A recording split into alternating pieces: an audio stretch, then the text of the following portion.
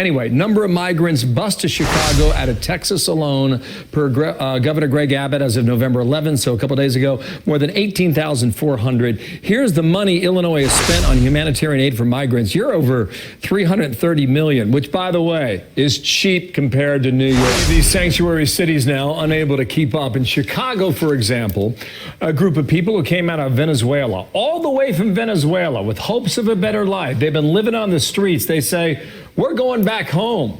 One of them declaring the American dream doesn't exist. Humanitarian crisis and an access to justice crisis.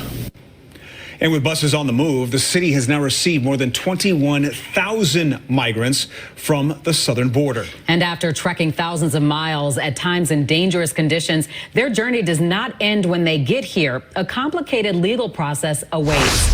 A bus of brand new arrivals pulls up at the 12th District Police Station today. While migrants continue to arrive daily in Chicago, the amount is not nearly as many as it was over the summer when daily bus arrivals were in the double digits. Today, the city is expecting only 2 buses. Scott, on top of a language barrier, we're told some of the migrants who are bused here have been scheduled for immigration hearings in other cities. Volunteer Luciana Diaz says the Halloween day snow was a reality check for many living at the police stations. The snow day, it was freezing for everybody, and I told them that's nothing. This is nothing. How many people are we talking about? Chicago has seen 20,000 migrants appear on our streets since August of last year. We've got nearly 3,000 living in police stations, 800 living at O'Hare Airport, and thousands more just floating around in between shelter to shelter. You should start looking for a shelter or go to other state, other city. With the realization of a cold winter ahead, combined with the lack of shelter and jobs, many migrants we spoke with at the 1st and 12th District Police Stations say if given the opportunity, they would leave Chicago for another city. The truth is, our law does not offer asylum if the question is economic. You know, the question, are you under hardship? Are you being persecuted?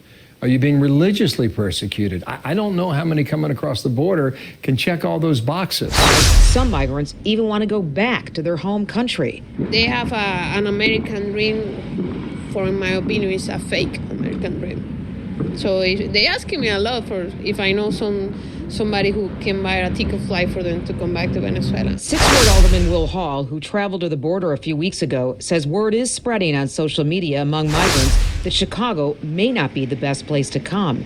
And border nonprofits say not as many people are asking to come to Chicago. Well, people are beginning to get informed that it's cold, the opportunities are scarce, and that unless you want to sleep on a concrete mattress, don't come. And that's what those who have come seeking asylum have said. Jorge Barrera has been living at a police station for 6 months. No tenemos el dinero. With no opportunity to work here, the 39-year-old says he would leave, but he doesn't have the money or luxury to pack up and go to warmer places like California, Texas, or Miami.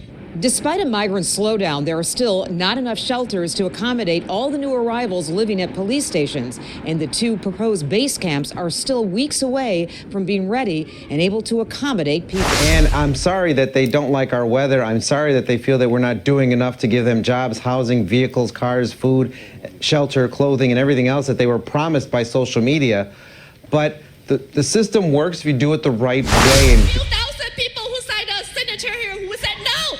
We said no. Chicago taxpayers shouldn't be on the hook for paying these bills. And that $330 million bill, that's just what the state of Illinois is paying. The city of Chicago is committed to paying $255 million this year alone, on top of all the other amenities that all the other layers of government are providing, including our schools.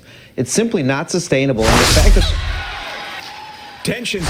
I'm going to read you a quote from one of the Venezuelans saying, how many more months of living in the streets will it take? No more. It's better that I leave.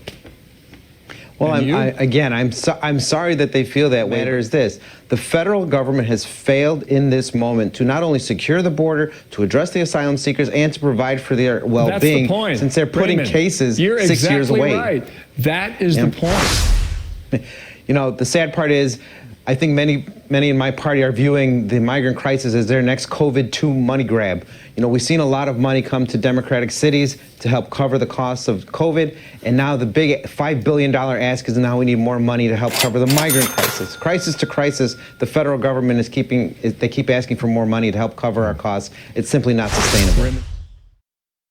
Temperatures are only dropping further down from here on out, and that means time is running out to get migrants inside shelters. This is exactly the situation city leaders and migrants feared. There are thousands of asylum seekers sleeping on sidewalks all over the city as temperatures plunge toward freezing.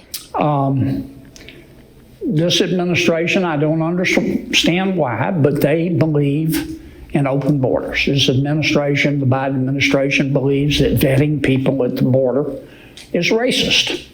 I don't. I think it's prudent.